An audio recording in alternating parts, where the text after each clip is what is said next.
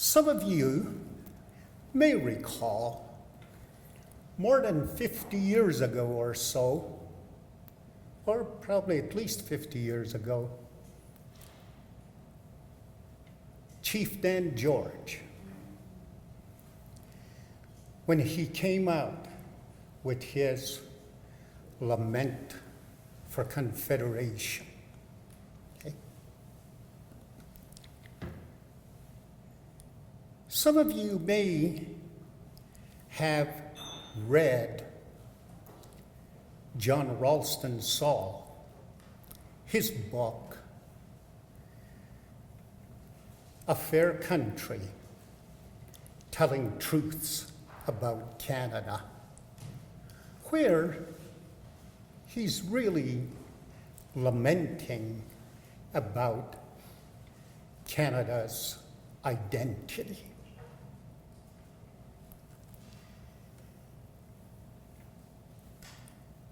One day, being a Plains Indian, I was coming home from Ottawa, and there was this guy sitting next to me who was rather talkative and so on and wanted to converse.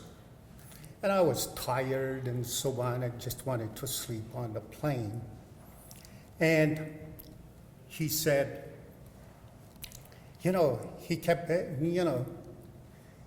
asking me questions, and I just tell him yes, no, yes. But then he mentioned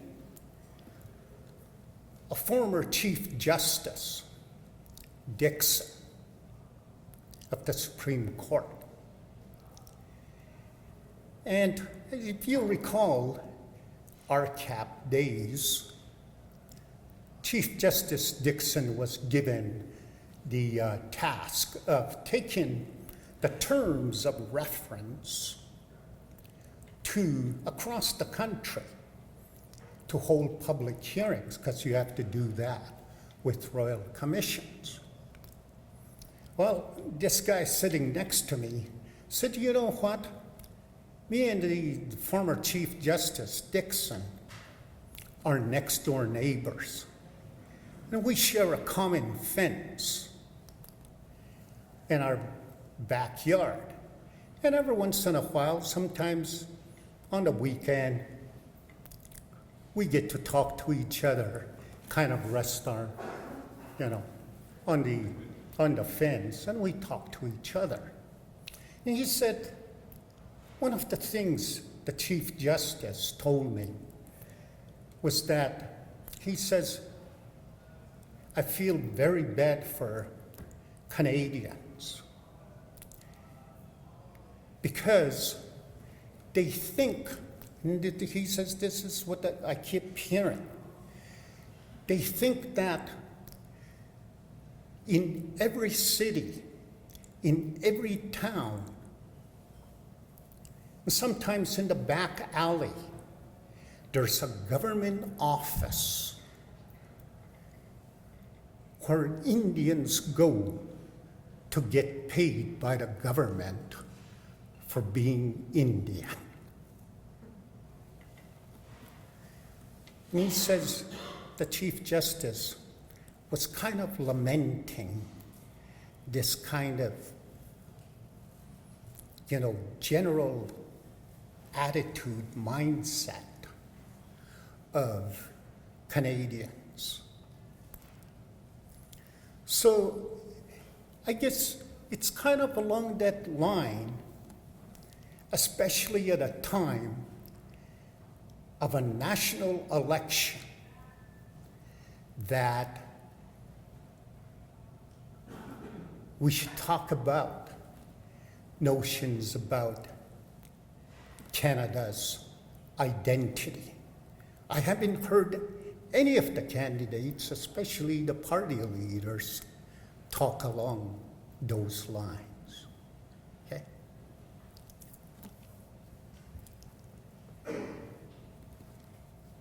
But to really get to understand how this comes about, as the title page says, I'd like to share some thoughts with you. And these are my thoughts. As a person that has come back and forth across the country many times, when I think back, and along those same lines as Chief Dan George, as Ralston Saul, as the former Chief Justice Dixon, I've also thought about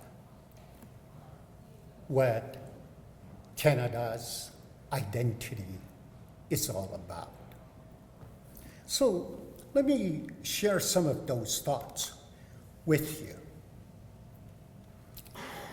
When we talk about a nation is defined as a group of people or a society that has a common culture, history, customs, values, language, traditions, art, and religion.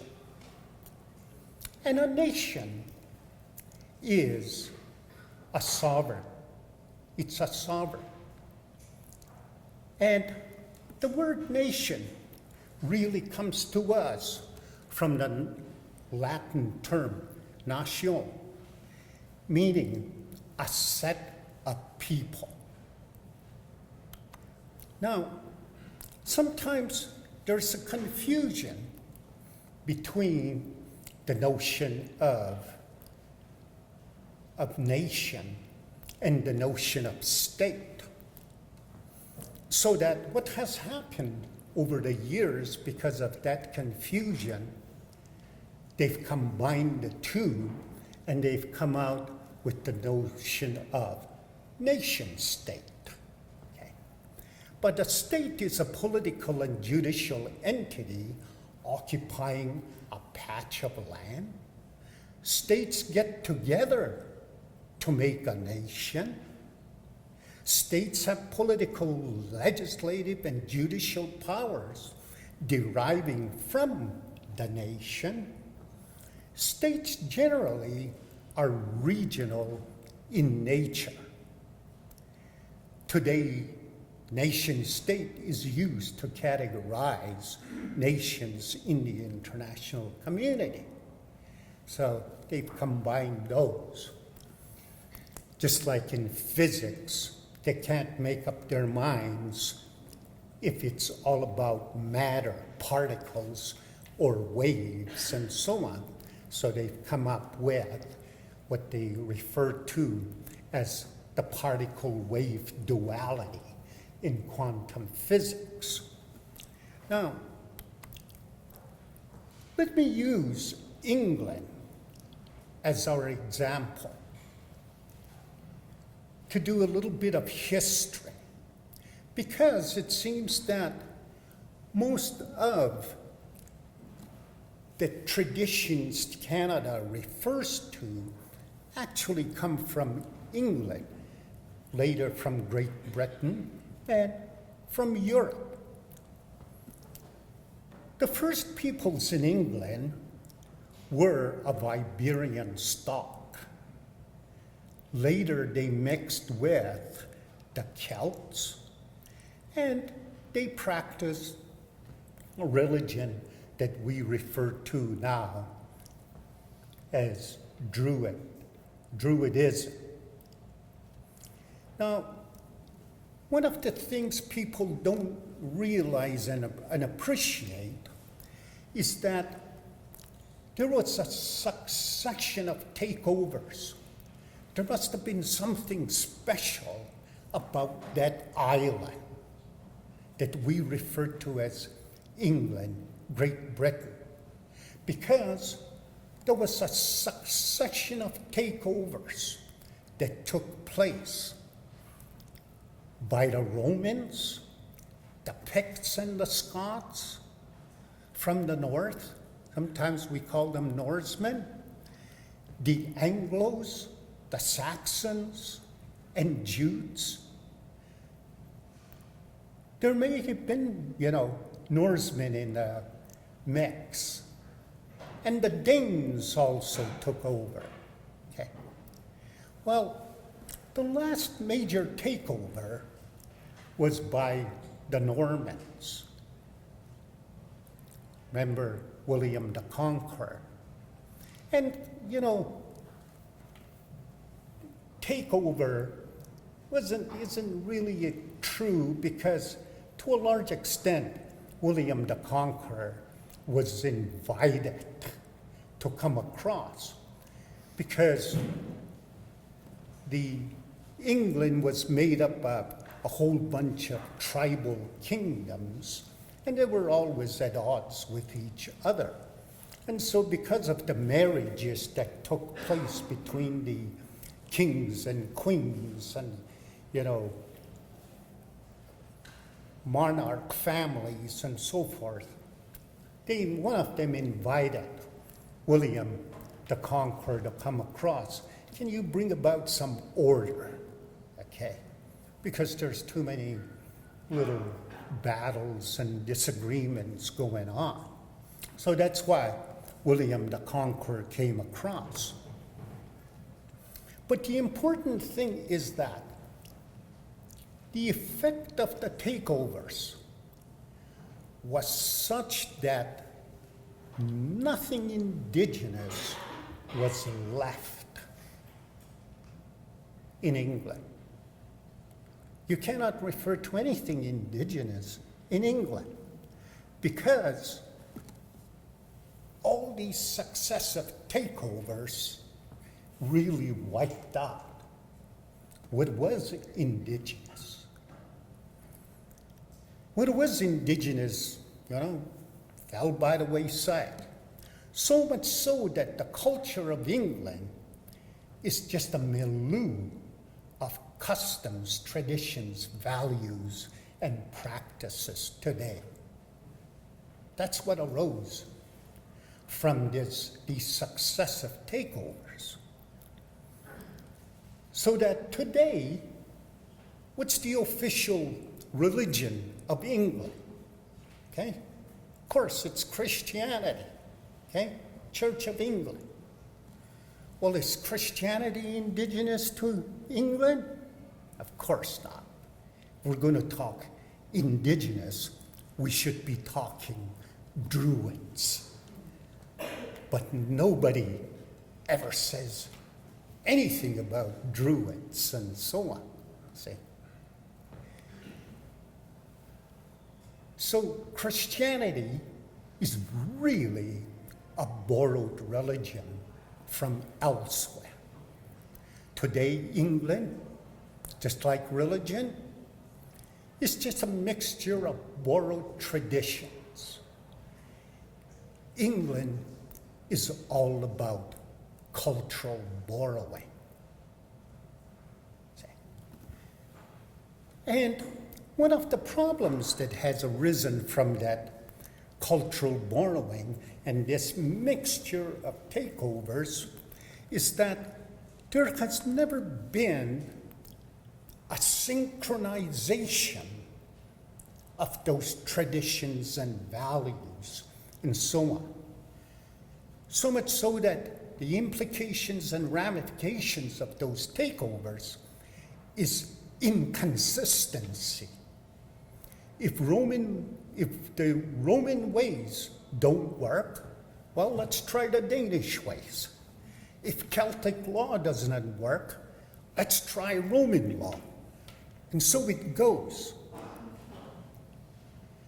In other words, I always refer to, and I forget, the name of the comic figure that had a trunk.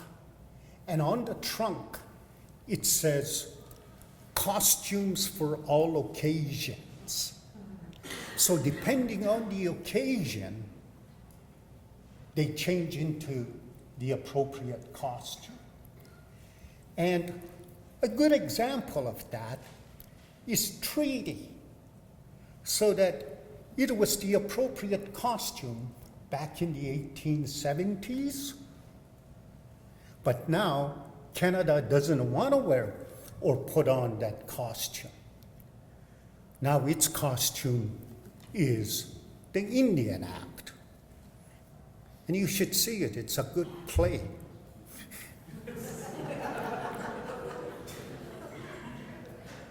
So, if you can hold those thoughts about the ramifications and implications and so on that arose from this notion of successive takeovers, okay? Let's go back. Somewhere in the 4th century, 350 plus or minus, somewhere it's in there.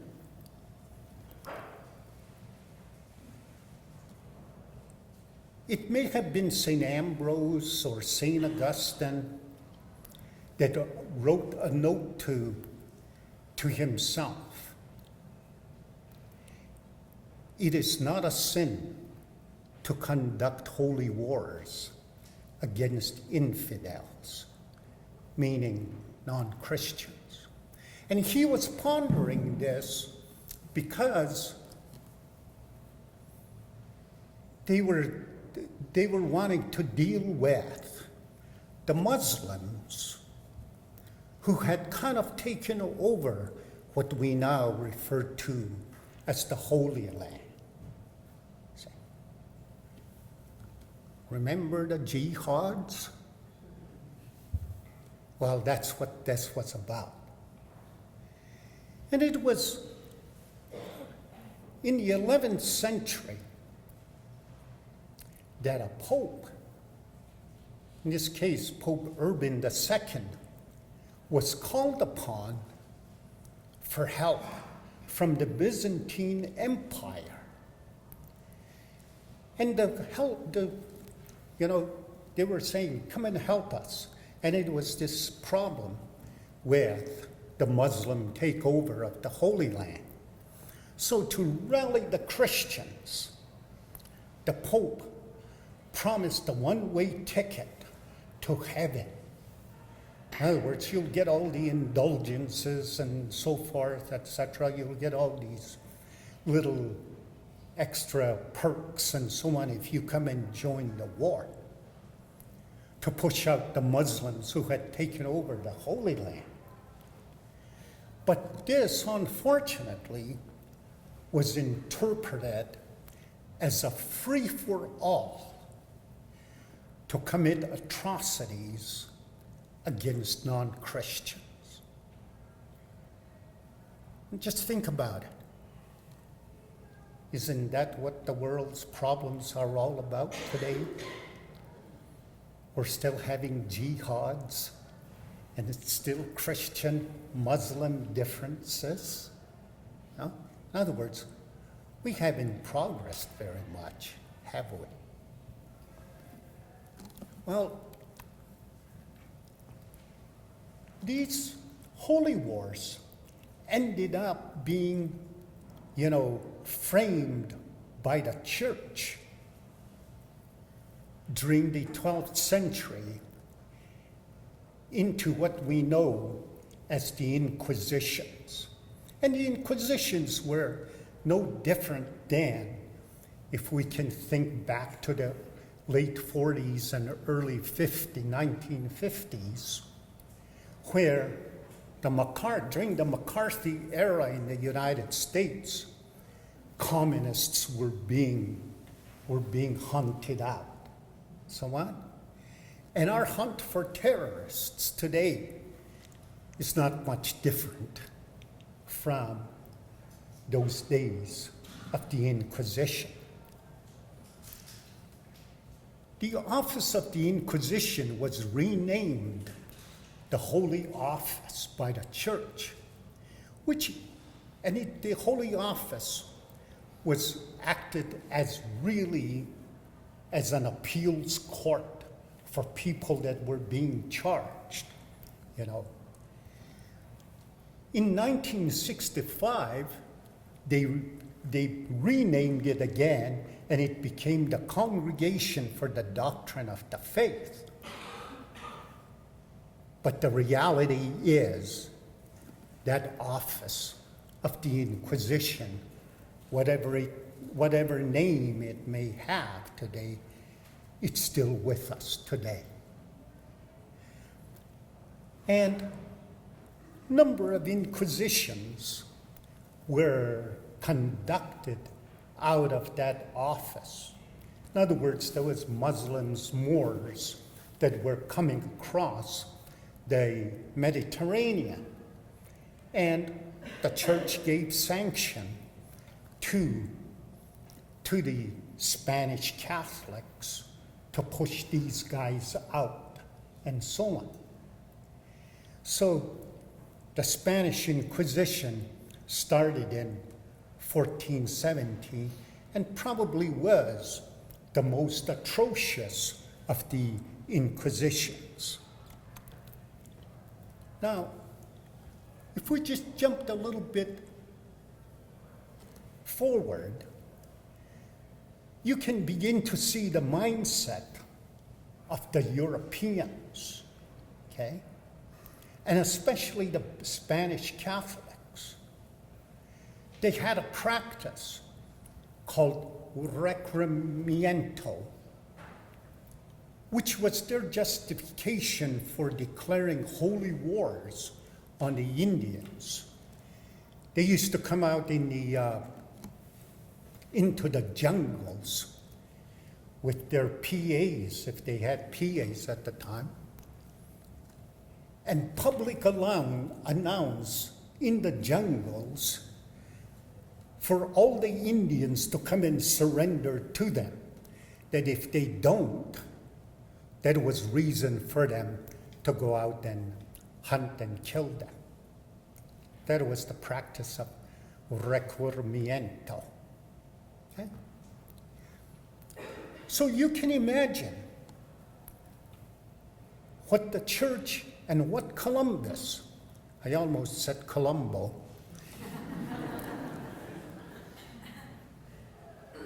what they were thinking. And all those that followed them, De Soto and all these Spanish conquerors, when they came upon North American Indians, South American Indians, in other words, oh no, more infidels. See? So they had no qualms about committing the atrocities that they had carried out when they first came over here. Now, if we were just hold those thoughts, let's go back a bit again. Other historic developments were taking place, such as the rivalry between the Spanish and the English, largely brought about by Henry VIII and the falling away by the English from the Catholic Church. And that rivalry, which resulted in the Catholic Church and the Church of England, brought about all those wars between the English and the Spanish. The Spanish had been coming to the Americas and had established settlements and so on. It must have been almost 150 years of Spanish settlements in Central and South America before the English actually had their first permanent settlement in North America. They knew about it. There was Cartier, there was Cabot, and so on that came over. But for one reason or another, they said, why do we want to go all the way over there? There's an island right next door that we can go and colonize, which was Ireland. And when I look back, I think of Ireland as being the practice run for North America. in terms of colonization. You know. When it came to North America, remember the takeovers that we were just referring to? They used different justifications. In other words, different costumes for colonizing North America. So at one time they talked about discovery doctrine. Another time they talk about terra nullius.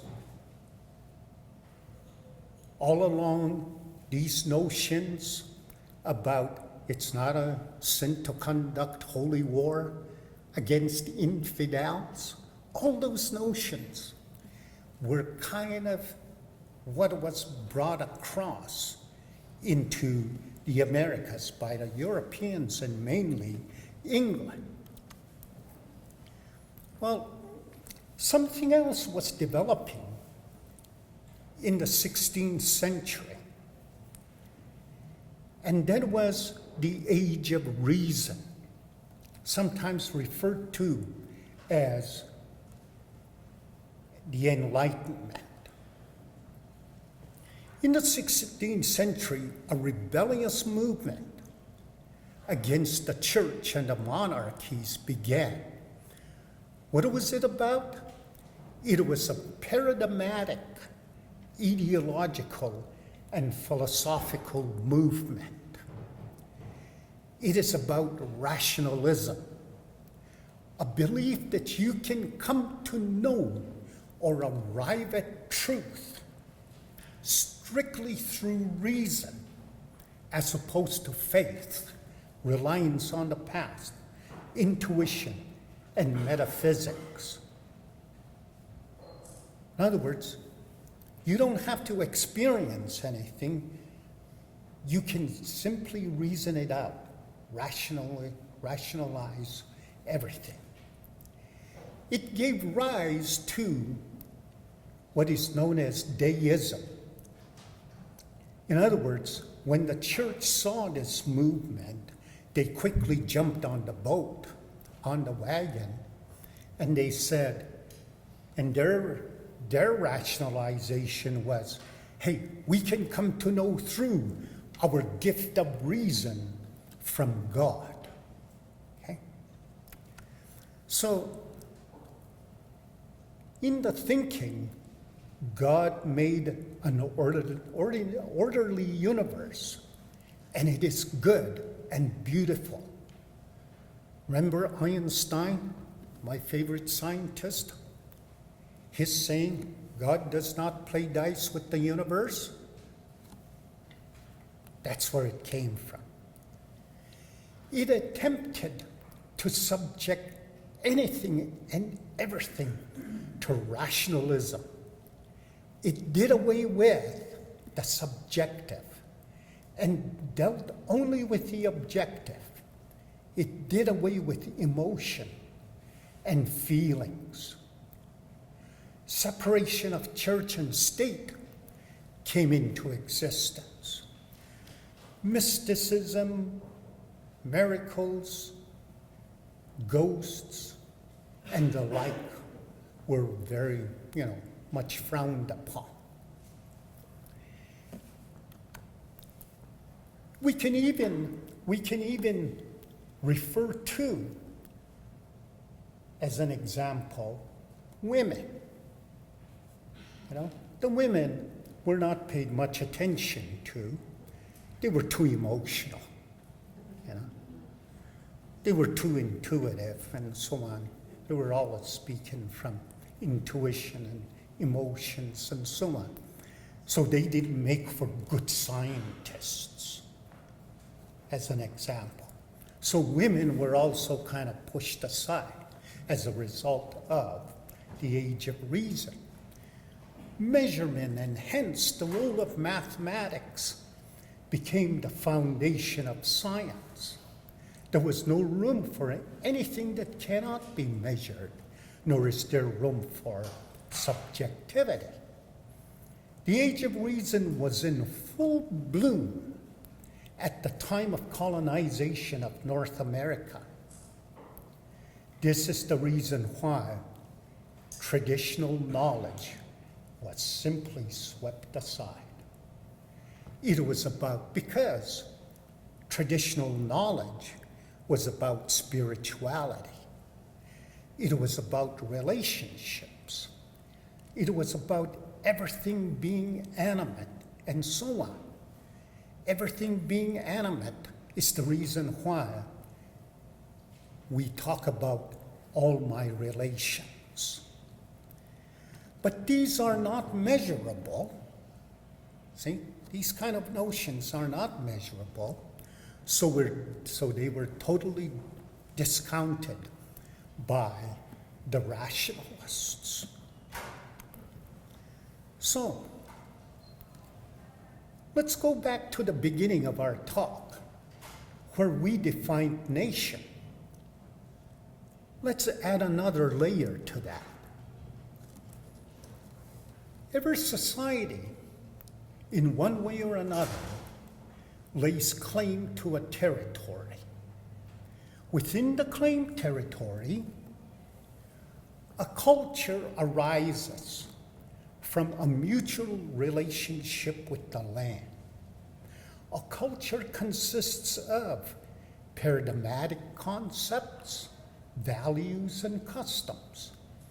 Paradigms are the tacit infrastructures members of a society utilize for their beliefs, behavior, and relationships. Every society, through its mutual relationship with the land, develops icons, symbols, and images that serve as repositories for the paradigms, values, customs, ceremonies, stories, songs, and beliefs of the people. These, in turn, are embodied into the very being of the people. See? In view of the above, what does Canada have? When we come to Canada, what does it have? All of its icons, symbols, images, paradigms, values, customs, its ceremonies, stories, and songs and beliefs are from elsewhere. In other words, they're not from here. They're from elsewhere. Remember the takeovers? You know? They are not indigenous to Canada. So, Canada is not unlike a multi-billionaire whose wealth is all on paper, all paper wealth. It is not connected to anything substantive. It is not indigenous. Canada may have a constitution, okay? We talk about the Canadian Constitution. Canada may have a constitution. It may have a legal system and a government, but it's a mere paper existence. Not substantive in the sense that it arises from a mutual relationship with the totality of the ecology of the territory.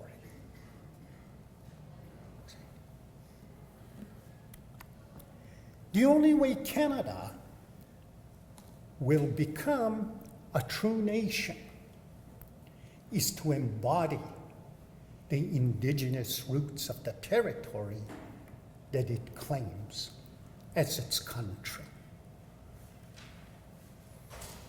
Thousands of generations of North American Indians have come and gone on the back of Turtle Island.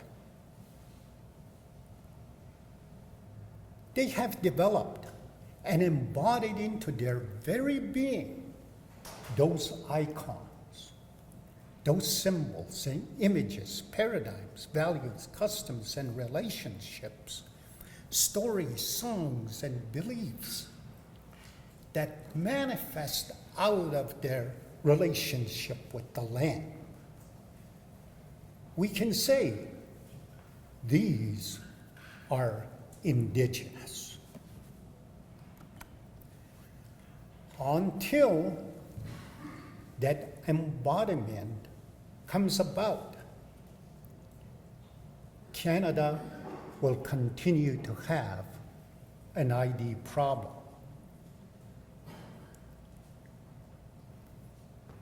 It is not unlike, as I was saying to somebody earlier this morning, it's not unlike if I said I'm from Portland, Oregon,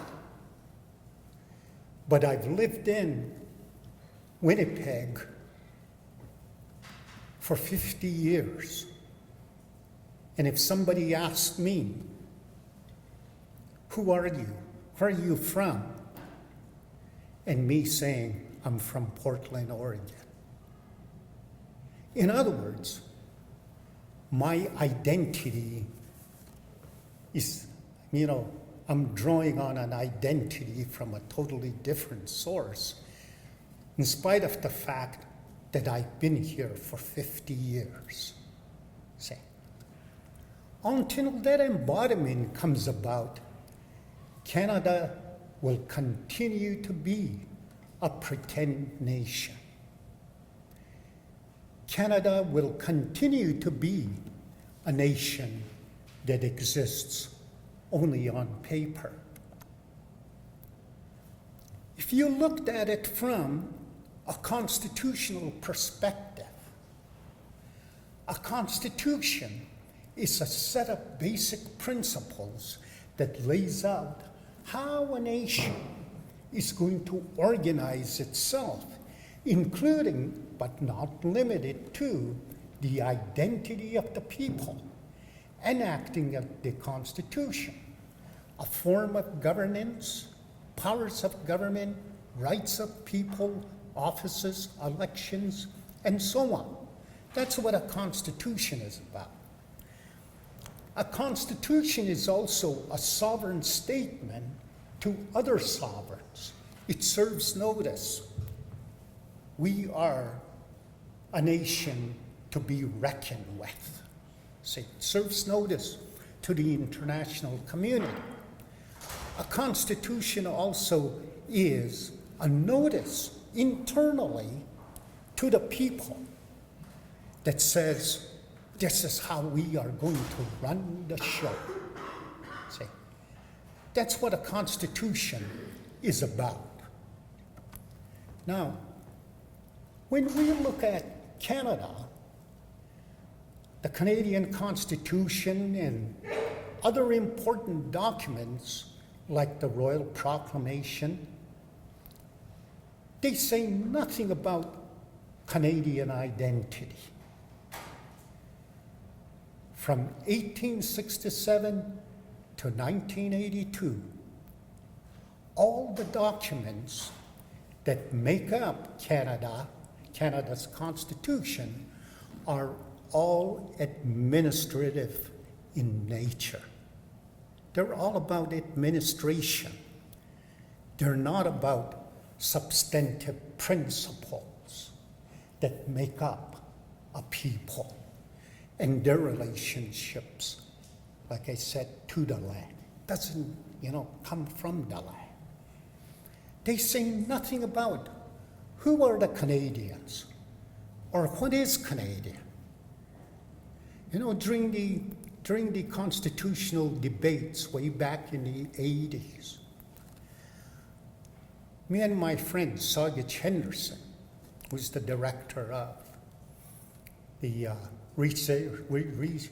head and research director of the Indian Law Center in Saskatoon, we asked some government officials, what is Canadian? You know what their response was? We're not American. That was their response.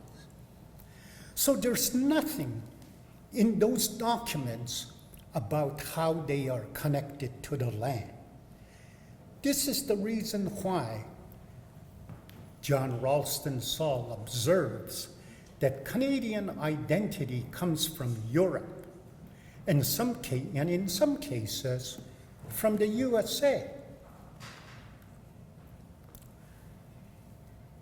If Canadian identity is being drawn from elsewhere, does that mean that Canadians really, deep down, consider themselves and continue to consider themselves as visitors? If that is the case, Canadians really do have an identity problem. If we are drawing our identity from somewhere else, in reality, we're considering ourselves as visitors. Paraphrasing Dan George's lament for Confederation in 1967, "Oh Canada, how long have we known you?" Well, 2 years from now, it'll be 150 years old.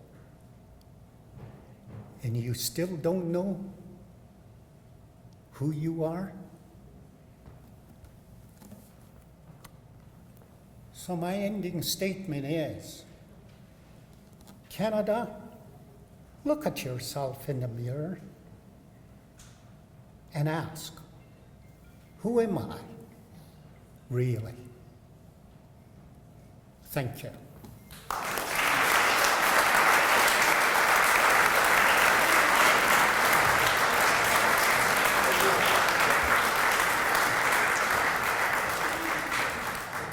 I just wanted to recognize you for your work and that you helped my thesis along big time.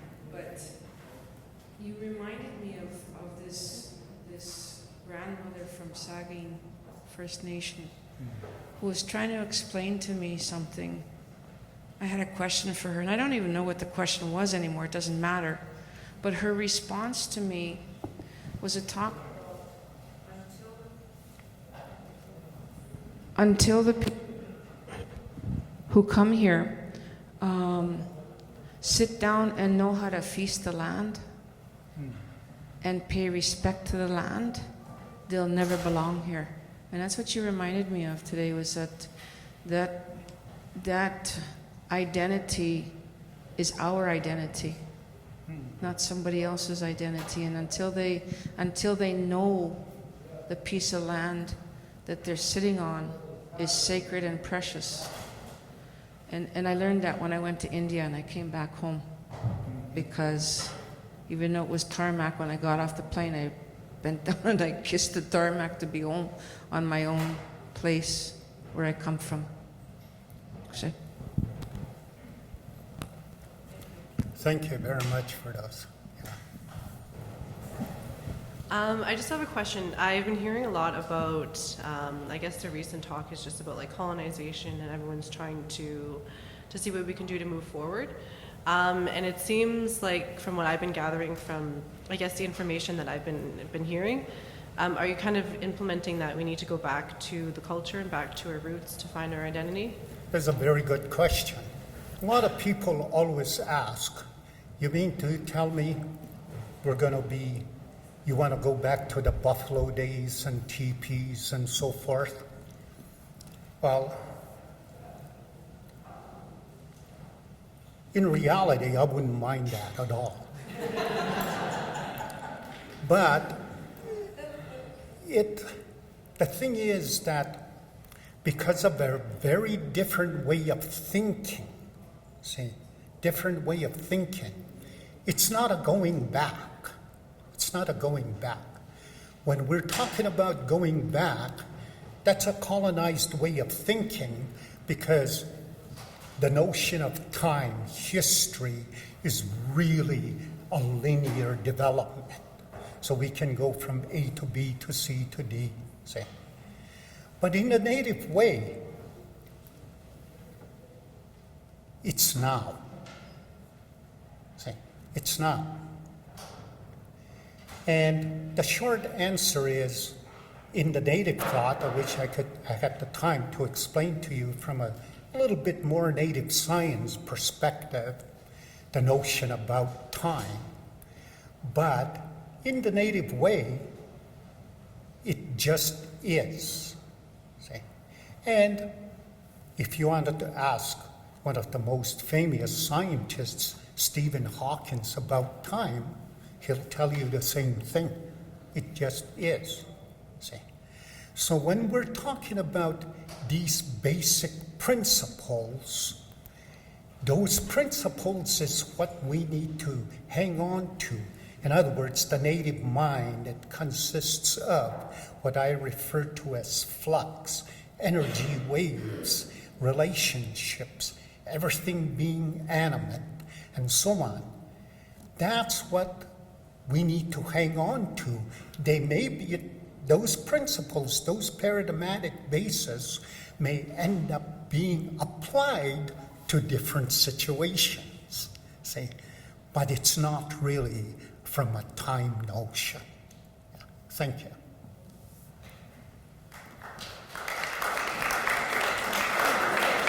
Hi, my name's Sadie. My question to you is, in the efforts of decolonizing, while still getting kind of recognition as a sovereign state, and you're talking a little bit about having a constitution as to enforce that to other sovereign nation states. So I'm just wondering, as to, in the efforts of decolonizing, how can we enforce this type of constitution that's not only just recognized legally, but also like our jurisdiction-wise on our own lands? And what would that look like? Not as just paper form, but also in, like, you know, our ceremonies or our cultural practices. Thanks for that question. The let me answer you in a little bit of roundabout way, and then I'll come directly to the question.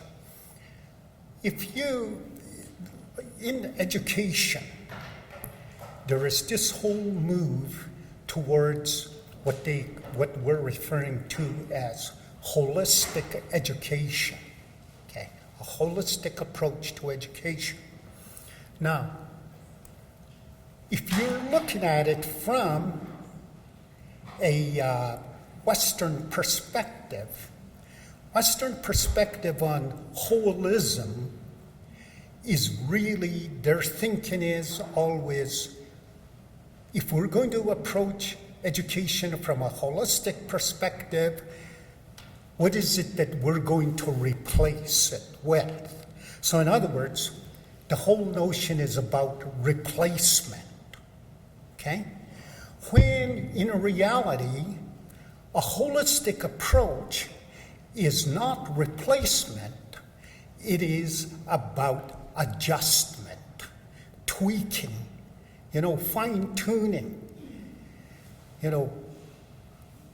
Whenever anything new comes up, we're always we tweak this thing. We're not saying, hey, get rid of everything. See, we're talking about holistic, we're talking about fine-tuning, adjusting, and so on. Okay. Now, when you're talking about notions of sovereignty and replace, from the replacement notion, well, the Supreme Court has said in a number of court cases now, the latest ones being Haida case and so on, where they have said, no, First Nations are sovereign. And in fact, in the Haida case, they have said the purpose of Section 35 in the Constitution is about reconciling the sovereignty of the First Nations with the assumed sovereignty of the Crown. Okay. And so, in other words, hey, their courts are saying it. You know, we're not pulling it out of the blue sky. Their courts are saying it. It's just that the actual government machinery is really turning a blind eye and plugging their ears to those kind of statements by their Supreme Court. Yeah. Hi, I'm Sharon, and I'm Métis. When I come here and listen to the whole thing about Canadian identity, I mean, I'm not speaking on behalf of the entire Métis Nation, but as a Métis person, I've had identity struggles my whole life. I knew I wasn't white, and I knew I wasn't Indian, right? But I was somewhere in the middle.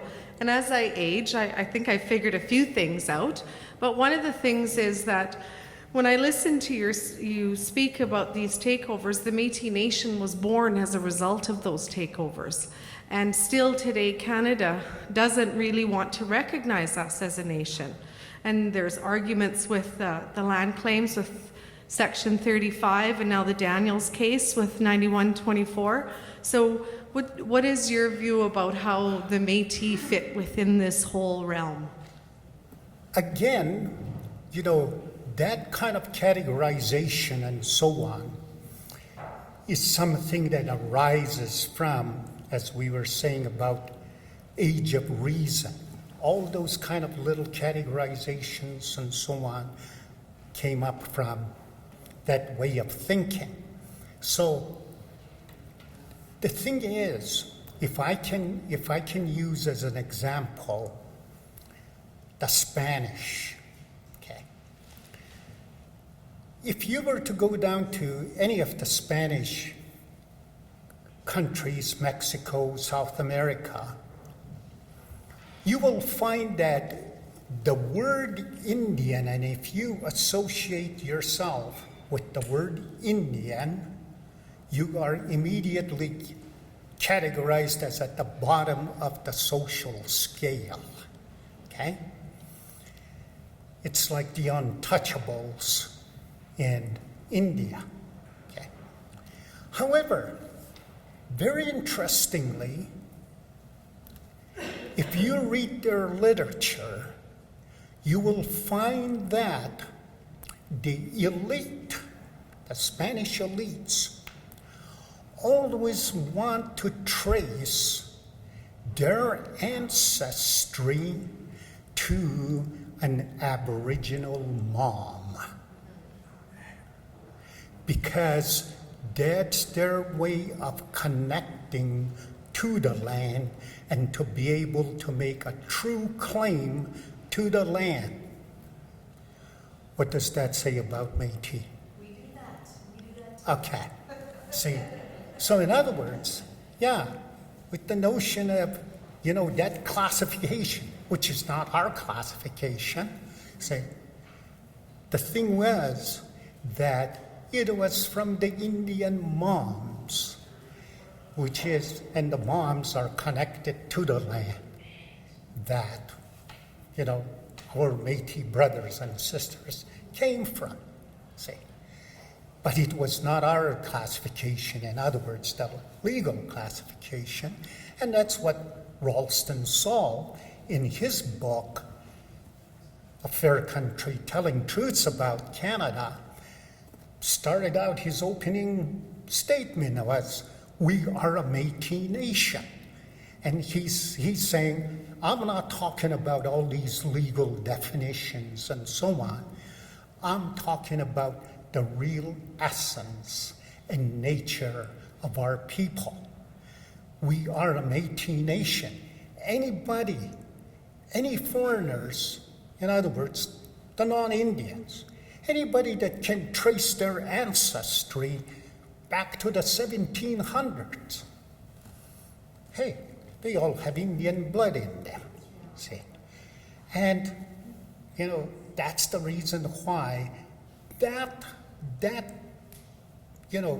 history, that lineage is not being recognized. We're jumping over it and looking at Europe, England, and sometimes the States to look for our identity. I have to say, it's a pleasure for me to be back at the University of Winnipeg. Some of you I've met before know I worked for a long time for the government in another province. Confused about my identity, but one of the things I missed most was the community environment on campuses where you have Friday conversations where you think. So you couldn't have come on a better Friday. I mean, it's the Friday before the long weekend.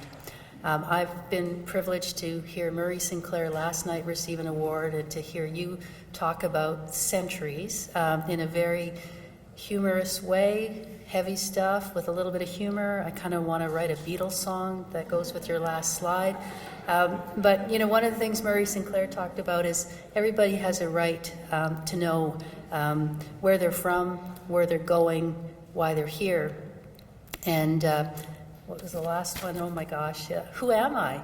So I'm a bit like Sharon. I'm suffering with a bit of an identity crisis, but what I think everybody needs to do this weekend is go away and reflect on what you've heard. Go to your favorite space. And I'm proud to say that I'm in my city with my favorite space. So I'm going to go to the little house on 525 Victoria Avenue East and go visit my backyard, my elm tree. And that's what I suggest all of you do. So get in touch with yourself, think about what we've heard today, and think about what an incredible, opportune time we have in the city of Winnipeg to help Canada become a non-pretender. That's my own personal goal. I feel like a bit of a pretender, so I want to be a real person in a real country. You've been very inspiring. Wab, Jacqueline, usual suspects, Elder Myra, Sharon. It's so great. I know who's going to be at these sessions every time. We need to, you know, bang on the drum and get a few more people out because what a treat. I'm so grateful. Thank you very much.